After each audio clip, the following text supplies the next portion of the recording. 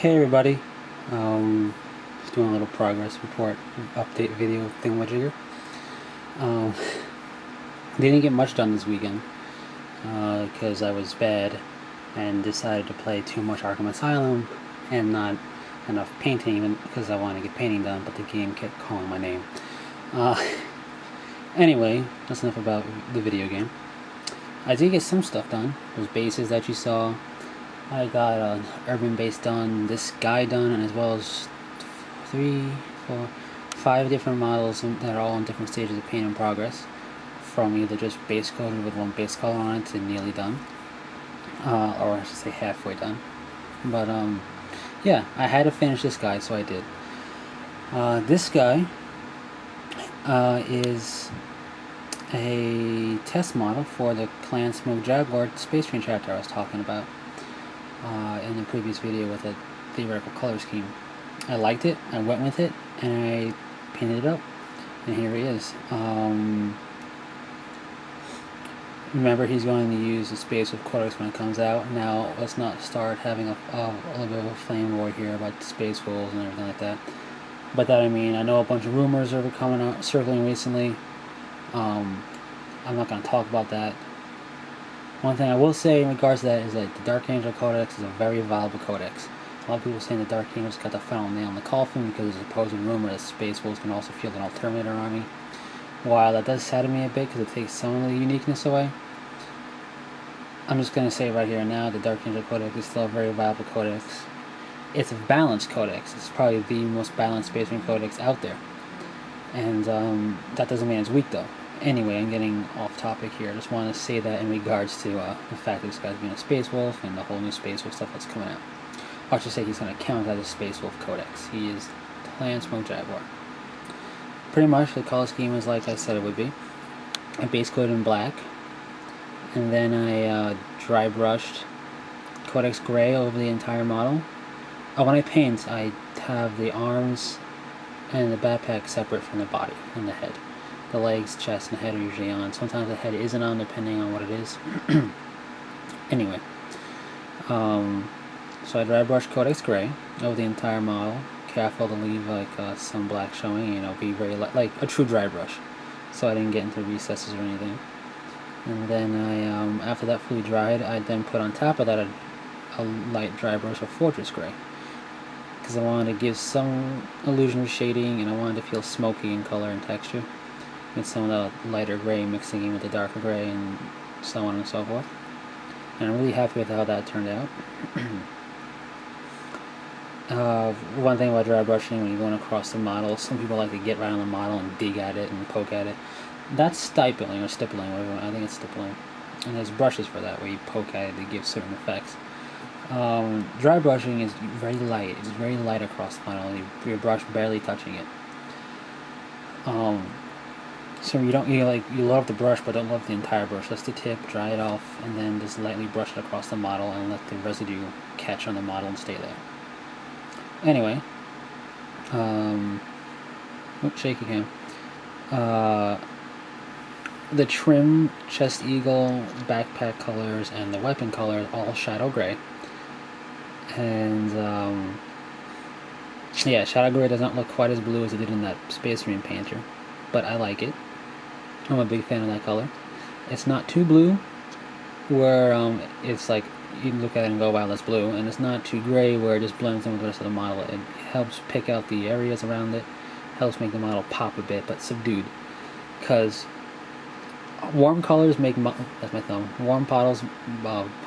Colors make models. There we go. Warm colors make models pop more on like when you have a darker model like gray, or you have a softer or colder base color.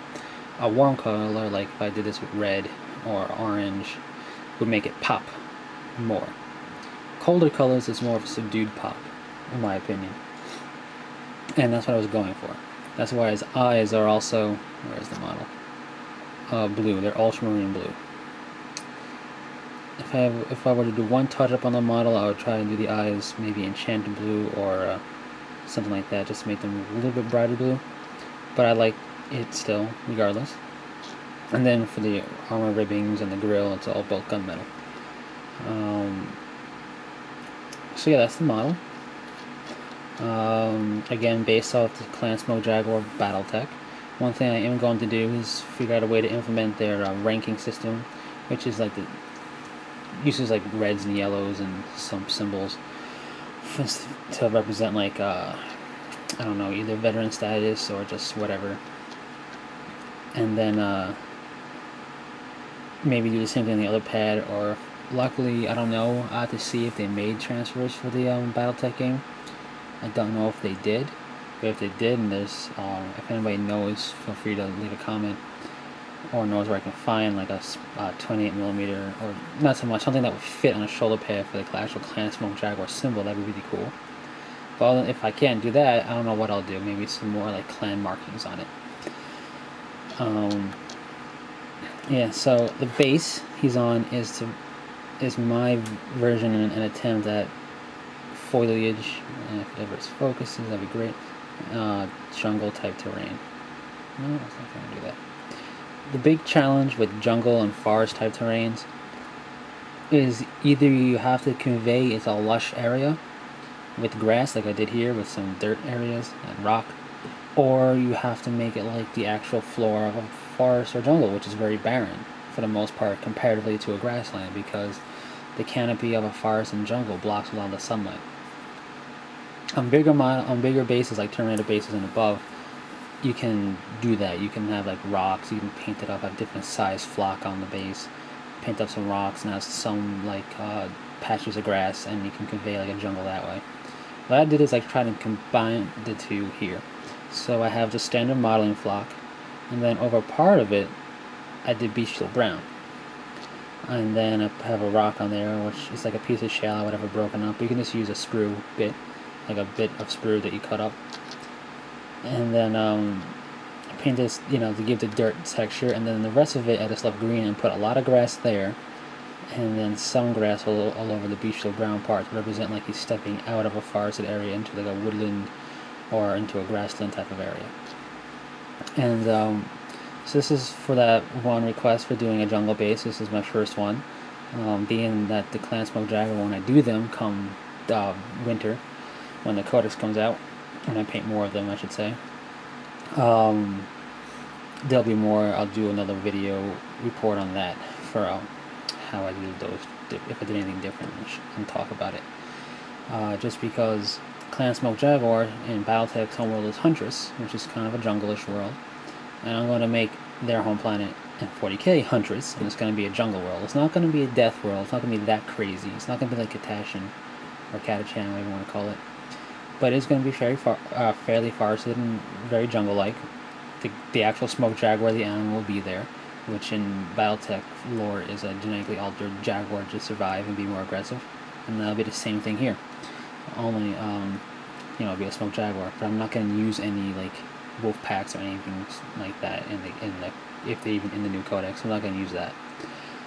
Anyway, so there it is, a jungle base and a test model at the same time.